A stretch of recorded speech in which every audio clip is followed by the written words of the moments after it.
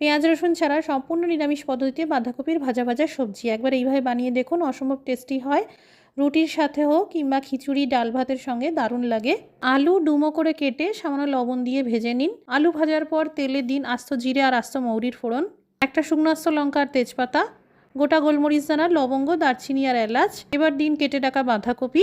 বাঁধাকপি ভাজার সময় লবণ দেবেন না, লবণ দিলে বাঁধাকপি থেকে প্রচুর জল বেরোবে আর ভালো করে ভাজা যাবে না। 1 চামচ জিরের গুঁড়ো, 1 চামচ ধনের গুঁড়ো, আধা চামচ গরম মশলার গুঁড়ো, আধা চামচ লাল লঙ্কার গুঁড়ো, সামান্য হিং, সামান্য হলুদ গুঁড়ো আর লবণ দিয়ে আর সামান্য জল দিয়ে একটা পেস্ট তৈরি করুন। এদিকে বাঁধাকপি ভাজা হয়ে গেলে দিন আদা বাটা, কুচানো টমেটো আর তৈরি করা এই মশলার পেস্ট। সব কিছু ভালো করে মিক্স করুন। দিয়ে দিন ভাজা আলুর পিসগুলো, হালকা নেড়েচেড়ে দিয়ে দিন 1 গ্লাস গরম জল।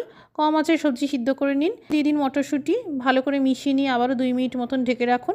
সবশেষে 2 থেকে 3 চামচ ভাজা মশলা দিন, কুচানো ধনেপাতা ছড়িয়ে পরিবেশন করুন।